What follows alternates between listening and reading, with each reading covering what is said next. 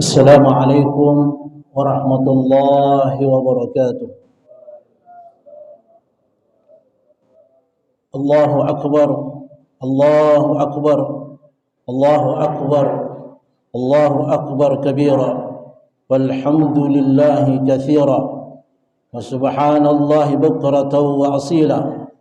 La ilaha illallah wahdah, sadaqa wa'ada, wa nasara 'abdah, وأعز جنده وهزم الأحزاب وحده. لا إله إلا الله ولا نعبد إلا إياه مخلصين له الدين ولو كره المشركون ولو كره الكافرون ولو كره المنافقون. الحمد لله رب العالمين. الحمد لله الذي بنعمته تتم الصالحات وبعفوه تغفر الذنوب والسيئات وبكرمه تقبل العطايا والقربات وبلطفه تستر العيوب والزلات. الحمد لله الذي أمات وأحيا ومنع وأعطى وأرشد وهدى وأضحك وأبكى. وقل الحمد لله الذي لم يتخذ ولدا ولم يكن له شريك في الملك ولم يكن له ولي من الذل وكبره تكبيرا. أشهد أن لا إله إلا الله القوي المتين وأشهد أن محمدا عبده ورسوله ذو القلب الرحيم والخلق العظيم. اللهم صل وسلم وبارك على نبينا الكريم محمد بن عبد الله قائد المجاهدين إمام المتقين وخاتم الأنبياء والمرسلين وعلى آله وصحبه ومن سار على نهجه واهتدى بهديه وجاهد بجهاده ودعا بدعوته إلى يوم الدين. أما بعد فيا عباد الله أوصيكم ونفسي بتقوى الله فقد فاز المتقون واتقوا الله حق تقاته ولا تموتن إلا وأنتم مسلمون. واعلموا أن يومكم هذا يوم فضيل وعيد وشريف وجليل. قال الله تعالى في كتابه الكريم: أعوذ بالله من الشيطان الرجيم بسم الله الرحمن الرحيم إنا أعطيناك الكوثر فصل ربك وانهر إن شانك هو الأبتر. Kaum muslimin dan muslimat sidang jamaah Idul Adha yang dirahmati oleh Allah Subhanahu wa taala, senantiasa kita memuji dan bersyukur kehadirat Allah Subhanahu wa taala atas segala limpahan nikmatnya berupa rahmat, hidayah, taufiknya dan inayahnya kepada kita semua, sehingga kita dapat berkumpul dan bermuajah di tempat yang dimuliakan ini untuk membuktikan kecintaan dan keimanan kita kepada Allah Subhanahu wa taala. Salawat dan salam senantiasa tercurah kepada Nabiullah Muhammad sallallahu alaihi wasallam, qudwatul hasanah, yang senantiasa membawa umatnya ke jalan yang benar dan mengantarkan pada jalan keselamatan dunia wal akhirat. Kaum muslimin jamaah Idul Adha yang dirahmati oleh Allah Subhanahu wa taala, pada hari yang mulia ini kita berkumpul untuk merayakan Idul Adha, hari raya yang penuh makna dan hikmah. Kita memperingati peristiwa besar dalam sejarah umat manusia, yaitu pengorbanan Nabi Ibrahim dan ketaatan Nabi Ismail alaihi wassalam kepada perintah Allah Subhanahu wa taala. Allah Subhanahu wa taala berfirman dalam surah As-Saffat pada ayat 102 hingga 107.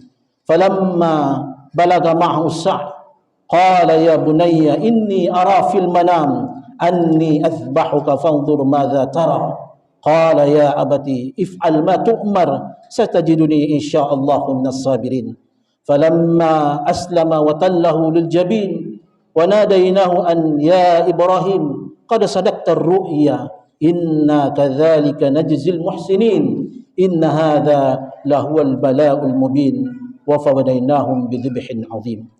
Maka ketika anak itu sampai pada umur sanggup berusaha bersama-sama Ibrahim, Ibrahim berkata, "Hai anakku, sesungguhnya aku melihat dalam mimpi bahwa aku menyembelihmu.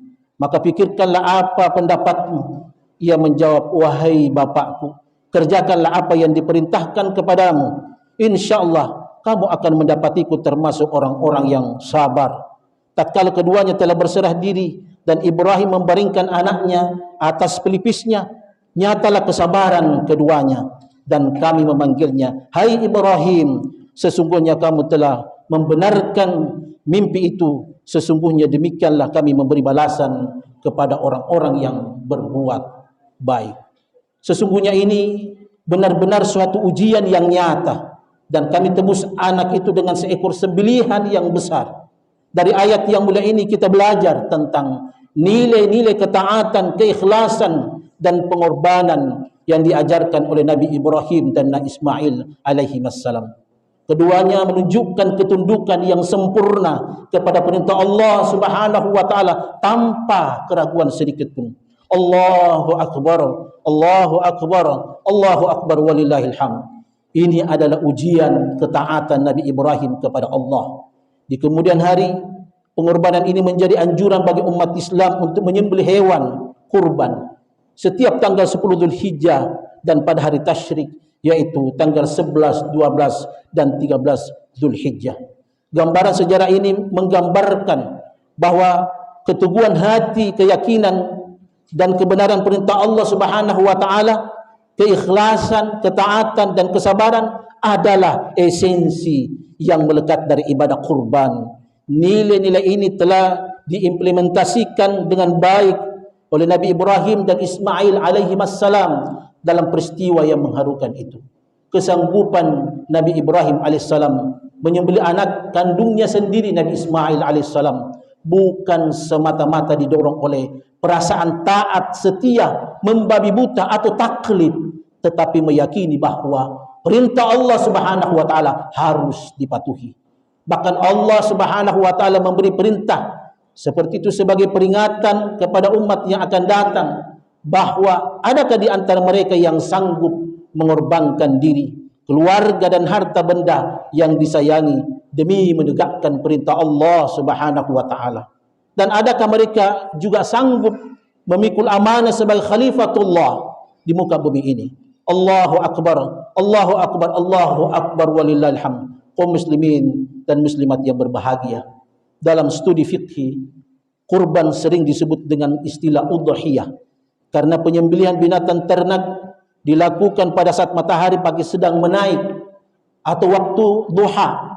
Oleh karenanya Ibnu Qayyim al-Jauziyah rahimahullah memahami makna kurban dengan tindakan seseorang menyembelih hewan ternak pada saat duha guna menghasilkan kedekatan dan ridha Allah Subhanahu wa taala.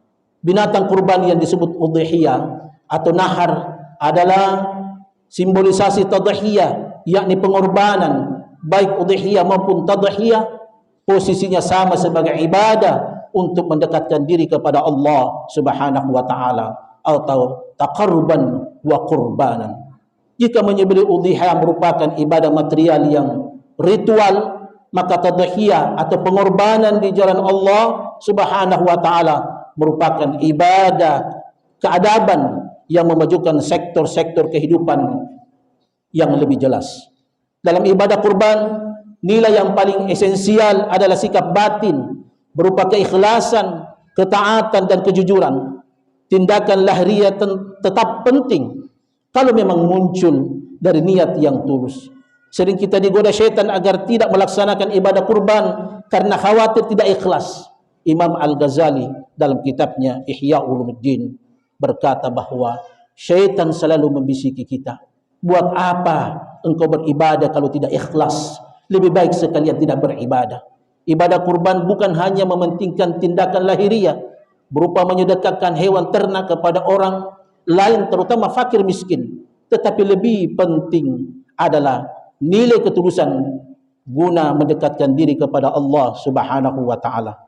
Dalam beberapa ayat Al-Quran, Allah Subhanahu wa taala memperingatkan bahwa yang betul-betul membuahkan kedekatan dengannya, yaitu kurban, bukanlah fisik hewan kurban, melainkan nilai takwa dan keikhlasan yang ada dalam jiwa kita.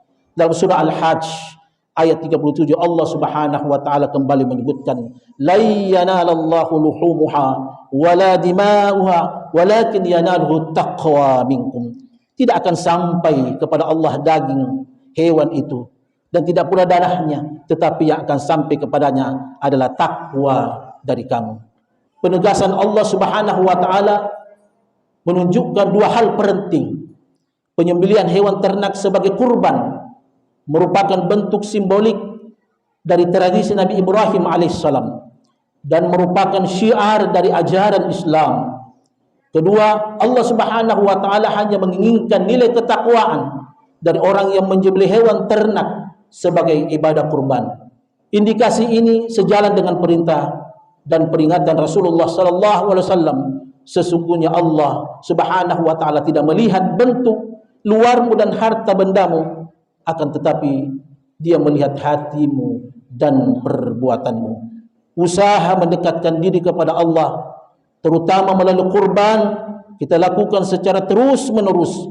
Karena itulah agama Islam disebut sebagai ajaran syariah, tariqah dan sirat, menuju dan mendekatkan diri kepada Allah Subhanahu wa taala. Melakukan kurban bersifat dinamis, tiada pernah berhenti, menempuh jalan yang hanya berujung kepada ridha Allah Subhanahu wa taala semata. Dengan demikian, wujud yang paling penting dari kurban adalah seluruh perbuatan baik. Berikut adalah beberapa nilai penting yang dapat kita ambil dari kisah Nabi Ibrahim dan anaknya Ismail alaihi wassalam. Yang pertama, ketaatan tanpa batas kepada Allah Subhanahu wa taala. Nabi Ibrahim alaihissalam menunjukkan ketaatan yang luar biasa kepada Allah Subhanahu wa taala ketika Allah memerintahkannya melalui mimpi untuk menyembelih putra Ismail. Nabi Ibrahim tidak ragu sedikit pun, meskipun perintah itu sangat berat dan sulit. Beliau tetap melaksanakannya karena yakin bahwa perintah Allah harus ditaati. Ini menunjukkan bahwa ketaatan kepada Allah harus dijalankan tanpa syarat, meskipun itu berarti mengorbankan hal yang sangat dicintai. Kedua, keikhlasan dalam beribadah. Pengorbanan yang dilakukan oleh Nabi Ibrahim dan Ismail alaihi wassalam menunjukkan keikhlasan yang sangat tinggi. Mereka ikhlas menerima perintah Allah dan melaksanakannya dengan sepenuh hati. Keikhlasan ini menjadi contoh bagi kita semua bahwa ibadah diterima oleh Allah Subhanahu adalah ibadah yang dilakukan dengan hati yang bersih dan niat yang tulus. Ketiga, kesabaran dan keteguhan hati. Kisah ini juga mengajarkan kita tentang pentingnya kesabaran dan keteguhan hati. Nabi Ibrahim dan Ismail alaihi wassalam sama-sama menunjukkan kesabaran yang luar biasa dalam menghadapi ujian yang sangat berat. Kesabaran ini adalah kunci dalam menjalani kehidupan yang penuh dengan cobaan dan tantangan. Keempat, pengorbanan untuk kebaikan yang lebih besar. Pengorbanan Ibrahim dan Ismail alaihissalam mengajarkan kita bahwa terkadang kita perlu mengorbankan sesuatu yang sangat berharga demi mencapai kebaikan yang lebih besar. Pengorbanan dalam kisah ini bukan hanya tentang menyembelih hewan kurban, tetapi juga tentang bersedia memberikan yang terbaik dari kita untuk mencapai ridha Allah Subhanahu wa taala dan kebaikan umat manusia. Yang kelima, kepedulian terhadap sesama. Idul Adha dirayakan sebagai peringatan atas pengorbanan ini juga mengandung pesan tentang pentingnya kepedulian terhadap sesama. Melalui ibadah kurban, kita diajarkan untuk berbagi dengan mereka yang kurang mampu dan membutuhkan. Ini adalah bentuk nyata solidaritas dan ukhuwah Islamiyah yang diajarkan oleh Islam. Enam, makna simbolis kurban. Allah menggantikan Nabi Ismail dengan seekor domba, menunjukkan bahwa tujuan utama dari perintah tersebut adalah untuk menguji ketaatan dan keikhlasan Nabi Ibrahim alaihissalam. Ini mengajarkan kita bahwa yang paling penting dalam ibadah adalah niat dan ketundukan kepada Allah Subhanahu wa taala, bukan sekedar ritual fisik. Sehubungan dengan perintah untuk berkurban di atas, maka Rasulullah sallallahu alaihi wasallam setiap tahun selalu menyembelih hewan kurban dan tidak pernah meninggalkannya. Meskipun dari sisi ekonomi beliau termasuk orang yang menjalani hidup sederhana dan tidak mempunyai rumah yang indah dan megah, kendaraan yang mewah, bahkan tempat tidurnya hanya terbuat dari tikar anyaman daun kurma. Oleh karena itu, Orang muslim yang telah mempunyai kemampuan untuk berkurban tetapi tidak mau melaksanakannya, boleh dikenakan sanksi sosial. Ia diisolasi dari pergaulan masyarakat muslim sebagaimana disabdakan oleh Rasulullah sallallahu alaihi wasallam dalam hadis yang diriwayatkan dari sahabat Abu Hurairah radhiyallahu anhu, "Man kana lahu sa'ah wa lam yudhhi fala yaqrabanna musallana." Barang siapa yang mempunyai kemampuan untuk menyembelih hewan kurban tetapi tidak melaksanakannya, maka janganlah sekali-kali ia mendekati tempat salat kita. Kaum muslimin dan muslimat yang dirahmati oleh Allah Subhanahu wa taala, pada hari ini kita juga diajarkan untuk mengorbankan hewan ternak sebagai bentuk ibadah dan simbol ketundukan kita kepada Allah Subhanahu wa taala. Kurban yang kita lakukan bukan hanya sekedar menyembelih hewan, tetapi juga mengandung makna yang mendalam tentang pengorbanan dan kepedulian terhadap sesama. Maka marilah kita niatkan kurban kita dengan ikhlas semata-mata hanya karena Allah Subhanahu wa taala. Semoga kurban kita diterima dan membawa berkah bagi kita semua. Allahu akbar, Allahu akbar, Allahu akbar walillahil hamd.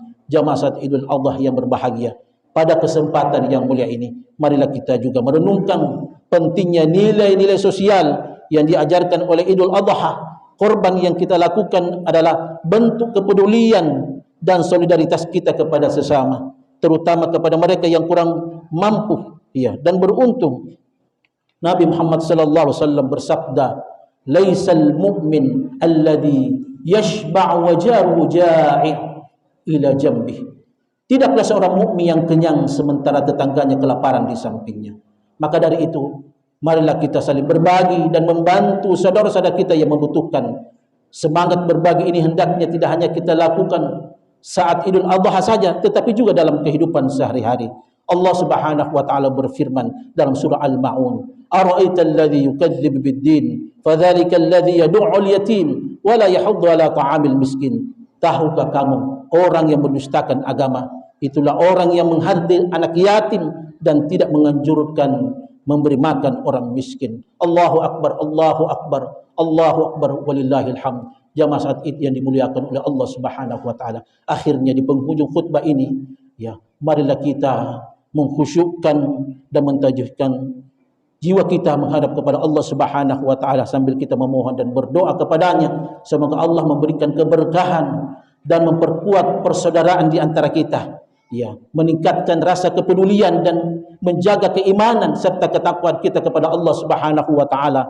Semoga Allah menerima amal ibadah kita, mengampuni dosa-dosa kita dan memberikan keberkahan dalam hidup kita. Bismillahirrahmanirrahim. Alhamdulillahirabbil alamin. Wassalatu wassalamu ala asyrafil anbiya'i wal mursalin wa ala alihi wa sahbihi ajma'in. Allahumma inna nas'aluka bi asma'ikal husna wa sifatikal ula. Allahumma inna nas'aluka bismikal azam alladhi idza du'ita bihi ajabt wa idza su'ilta bihi a'tait. Ya hayyu ya qayyum bi rahmatika nastaghith. Allahumma ighfir lil muslimina wal muslimat wal mu'minina wal mu'minat al ahya'i minhum al amwat innaka sami'un qaribun mujibud da'wat wa qadiyal hajat. Allahumma aisil Islam wal muslimin. Allahumma ansur man nasaratin wa akhdhul man khadalal muslimin. Allahumma ansur muslimina fi Filistin wa fi Gaza wa fi Rafah wa fi kulli makan alladhina yujahiduna fi sabilillah li kalimatillah ya rabbal alamin. Allahumma arinal haqqa haqqa warzuqna ittiba'ah wa arinal batila batila warzuqna ijtinabah. Allahumma aqsim lana min khashyatika ma tahulu bainana wa baina ma'siyatik ومن طاعتك ما تبلغنا به جنتك ومن اليقين ما تهون به علينا مصائب الدنيا ومتعنا بأسماعنا وأبصارنا وقوتنا ما أحييتنا واجعله الوارث منا واجعل ثأرنا على من ظلمنا وانصرنا على من عادانا ولا تجعل مصيبتنا في ديننا ولا تجعل الدنيا أكبر همنا ولا مبلغ علمنا ولا تسلط علينا ما لا يخافك فينا ولا يرحمنا برحمتك يا أرحم الراحمين. اللهم أصلح لنا ديننا الذي هو عصمة أمرنا وأصلح لنا دنيانا التي فيها معاشنا وأصلح آخرتنا التي إليها معادنا واجعل الحياة زيادة لنا في كل خير واجعل الموت راحة لنا من كل شر. اللهم إنا نسألك الهدى والتقى والعفاف والغنى. اللهم إنا نسألك موجبات رحمتك وعزائم مغفرتك والسلامة من كل إثم والغنيمة من كل بر والفوز بالجنة والنجاة من النار. ربنا أفرغ علينا صبرا وثبت أقدامنا وانصرنا على القوم الكافرين. ربنا لا تزغ قلوبنا بعد إذ هديتنا وهب لنا من لدنك رحمة إنك أنت الوهاب. ربنا لا تؤاخذنا إن نسينا أو أخطأنا. ربنا ولا تحمل علينا إصرا كما حملته على الذين من قبلنا. ربنا ولا تحملنا ما لا طاقة لنا به واعف عنا واغفر لنا وارحمنا أنت مولانا فانصرنا على القوم الكافرين. ربنا هب لنا من أزواجنا وذرياتنا قرة أعين واجعلنا للمتقين إماما. ربنا اغفر لنا ذنوبنا وكفر عنا سيئاتنا وتوفنا مع الأبرار. ربنا اغفر لنا ذنوبنا ولوالدينا وارحمهما كما ربيانا صغارا. ربنا آتنا من لدنك رحمة وهيئ لنا من أمرنا رشدا. ربنا آتنا في الدنيا حسنة وفي الآخرة حسنة وقنا عذاب النار. وصلى اللهم وسلم على نبينا محمد وعلى آله وصحبه وسلم. سبحان ربك رب العزة عما يصفون وسلام على المرسلين والحمد لله رب العالمين. والسلام عليكم ورحمة الله وبركاته.